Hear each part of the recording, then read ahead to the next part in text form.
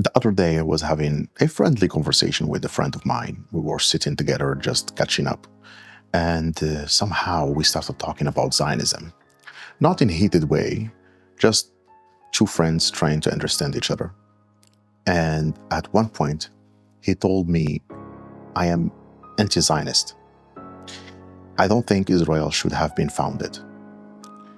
And I remember just pausing, not angry, just trying to understand what he meant. So I asked, okay, but what do you mean by anti-Zionist? And he said, well, it means Israel shouldn't exist. It shouldn't been created in the first place.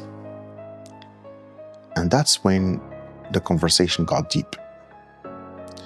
Because if we are going to talk about a world where Israel was never founded, we also have to talk about what the world actually looked like before it existed.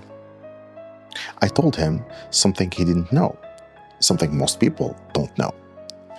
Baghdad, the capital of Iraq, in 1930 was 25% Jewish. 8,000 years of Jewish history there.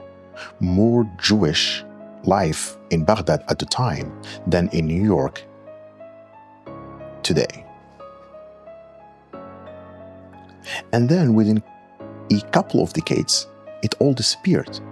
By 1960, Baghdad went from tens of thousands of Jews to zero. Not because they all suddenly believed in Zionism. Most didn't. They left because they weren't allowed to be Iraqis anymore. Just like Jews in Egypt. Same thing in Yemen and Syria and Libya. Entire communities wiped out, displaced, pushed out. And they said to my friend, if Israel didn't exist back then, where were those families supposed to go?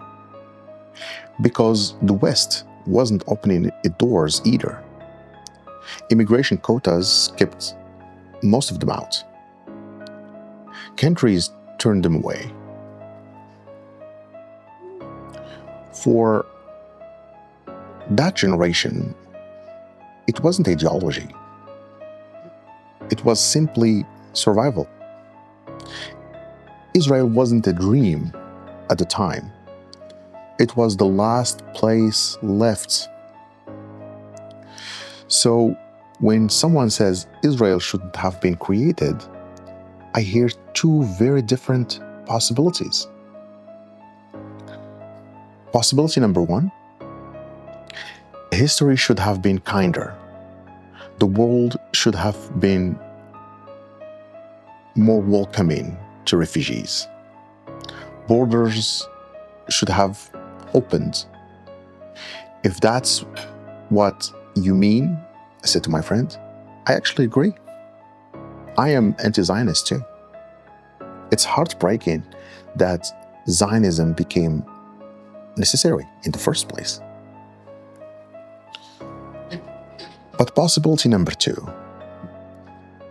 and that's the reality that we're living right now, and even if people don't intend it, sound like saying those Jews, that generation of Jews shouldn't have had anywhere to go at all.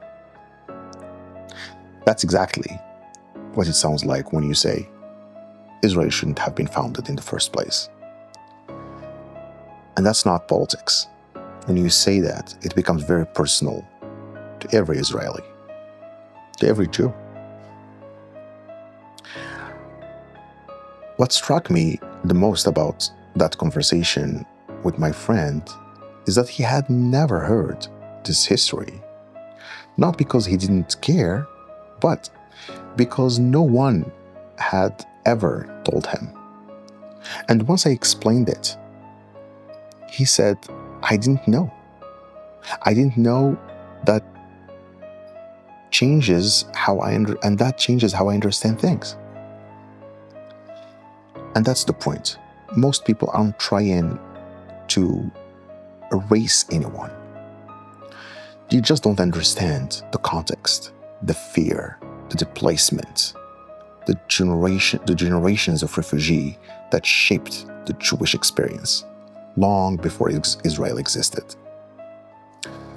So I'm sharing this story not to convince anyone of anything, but because understanding each other and each other's stories is the only way this conversation can actually lead somewhere human.